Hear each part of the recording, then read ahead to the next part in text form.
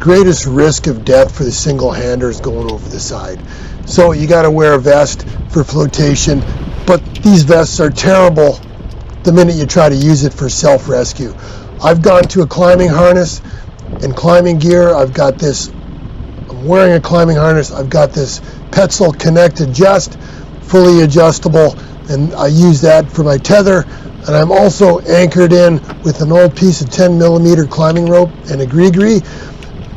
And this is set up so that if I do go over the side, I can very quickly attach an ascender and climb back into the boat. And this isn't just, I didn't just make this up here and, try it in the cockpit like this. I actually did a live drill to test this idea, and you can see it here. Single-handed self-rescue part 2. It uses specialized equipment, climbing equipment actually. It uses a GriGri, an ascender, and an atria to get back aboard the boat very quickly in the event that the single-hander goes overboard. The key here is that you're already clipped in with the climbing rope to the GriGri, so that when you go in the water, all you have to do is attach the ascender, attach the atria, and start climbing back aboard. This is in very close to real time. The whole thing only took me about 70 seconds to get fully back aboard. It solves a lot of the problems of just using an atria where you have to have a high degree of power and strength and endurance. I think this could save lives. The key element for us here is not to go over the side in the first place. So we've got to clip short to our jacklines. So I've got 2 sets of jacklines on each side. I got a low one and a high one, and both of them the high one runs to the mast, and the low one goes all the way to the front of the bow. You can see I'm walking along the high jackline.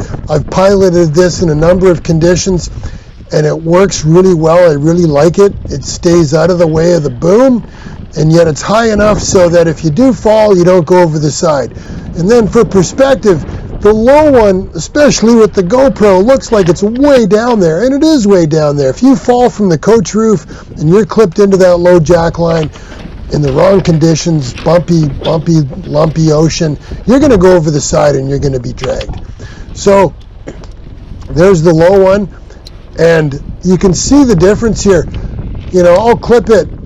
It's at my feet. If I trip and fall, I can easily go over the side into the water. Now I clip the high one. This is basically the height of the boom. And I go and it's just got a direction here through the Dodger, nice and high. And I could tighten that up too with my Petzl Connect and Adjust. There you go. The idea, I also have nylon ladders, 3 per side. Okay, so in the event that I do mess up, go over the side, I'm being dragged by the boat, and I'm still connected with the GriGri, which I could use, but I could also just climb aboard using the nylon ladders. This summer, essentially to show that if you have, as a single-hander, pre-installed nylon ladders like these, it is possible to climb back aboard single-handed. Some folks have said that if you go overboard single-handed and you're being dragged by the boat, that it's impossible to get back aboard. Well, this shows that it's not impossible. It's not easy, but it's not impossible. And these nylon ladders could make the difference between life and death for a single-hander that goes overboard and is being dragged by the boat. The single-hander should also make sure that he clips to his jacklines short so that he doesn't fall over the side in the first place. That's absolutely the first line of defense. In any event, you can see it's not impossible. I wouldn't say it was easy, but it's not impossible.